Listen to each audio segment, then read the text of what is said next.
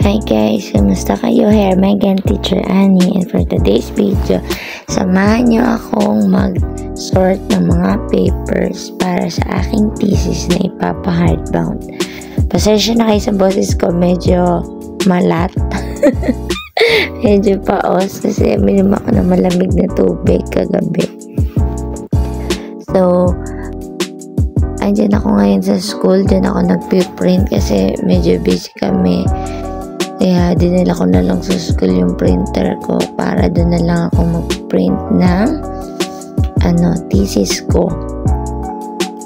So alam nyo ba guys, yung thesis ko na yan ay dapat last year ko pa yan natapos.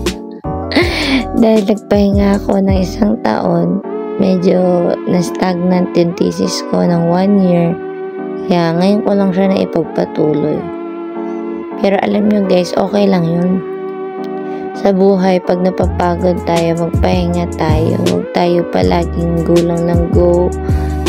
Na hindi nakalimutan natin mag-relax. Ipahinga yung mga sarili natin. Palagi tayong sisikap na gawin or sundin yung mga pangarap natin sa buhay, pero magpapahinga rin tayo or magre-relax para hindi naman ma-overwork ang ating mga isip at katawan. So ayan guys, pinapakita ko sa inyo yung mga parts ng aking thesis. Alam nyo guys, noon akala ko wala nang pag-asa yung thesis ko. Ayoko na nga sanang tapusin pero dahil sa professor ko sa MA, tinulungan niya ako na sabi niya, tutulungan kita, kaya mo yan, matatapos yan, ganun. He encouraged me to finish my MA, si Sir Jimeno, and also my advisor, si Sir Soligen. They both helped me para matapos ko yung aking thesis at makagraduate ako ng MA. Maraming salamat po talaga sa inyo. Finally, since 2018 hanggang 2023, it took me 5 years. Guys, 5 taon ako nag-aaral ng MA. Ay, nako, natapos ko rin sa wakas. Alam nyo ba guys, dati marami kami doon, mga kasamahan ko, kaibigan ko, kaklase ko, nag-aral doon ng MA. Yung iba mga nakagraduate na, yung iba nag-stop, yung iba lumipat ng school. Pero ako, sabi ko, I am not in competition with anyone. I only compete with myself. Sabi ko, I will try my best to stay sa school and then magpapahinga ako pag napapagod and then itutuloy ko kapag kami lakas na ako ulit. And this thing happened. Even though 5 years ang nakalipas, I was able to finish my MA degree. And now, makakapagpa-hardbound na ako guys. Kapag hawak ko na yung hardbound guys, ipapakita ko na sa inyo kung ano yung itsura ng thesis ko. Grabe, nakakaiyak talaga. So yung ang dami yung pinagdaanan sa loob ng 5 taon. Muntik na ako sumuko within that 5 years. Pero ang daming binigay na instrument sa akin ni Lord para hindi ako sumuko. Masaya lang ako guys, sinishare ko sa inyo na pag may pangarap kayo, kahit mahirap yan, sabi nga, huwag mo tingnan kung gaano kahirap o kung gaano ka taas ang pangarap mo. Hindi tingnan mo kung paano mo siya makakamit. O diba? Guys, kayo mawala ng pag-asa. Just do your best and always pray to God. Kasi kung para sa inyo yan, tutulungan kayo ni Lord na maabot yung pangarap niyo sa buhay. Ay, altok na.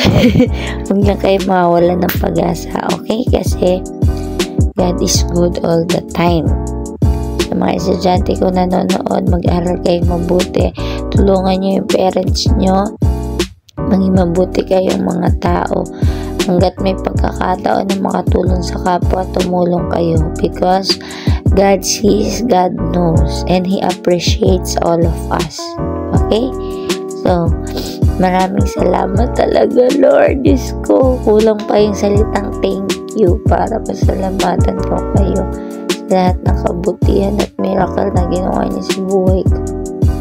From the person na nawalan na ng pag-asa noon, ni-revive niyo po yung thesis ko. Ni-revive niyo yung pag-aaral ko para makagraduate ako. Thank you so much, Lord.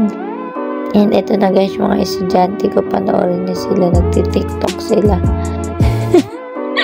Sabi ko, sige lang, mag-TikTok kayo. Hey guys, eto na yung thesis ko. Finally, nakuha ko na yung hardbound. Ay, naku guys. Looking back with this thesis. Alam nyo ba, naalala ko yung mga pinagdaanan ko matapos ko lang yung thesis na yan.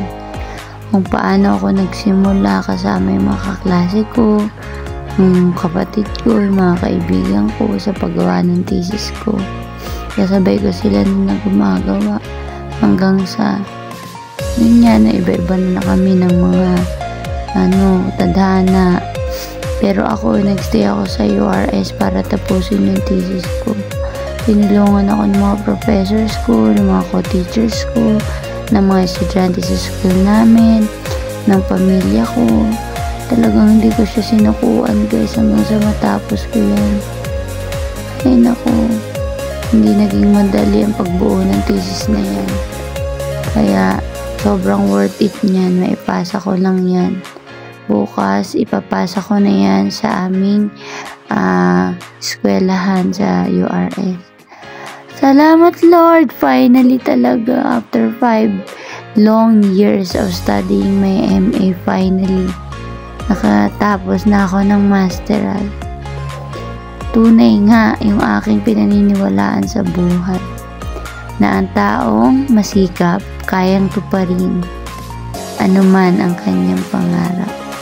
Kala ko nun imposible nang makagraduate, pero nagawa ko, Lord. Salamat na kaya ko.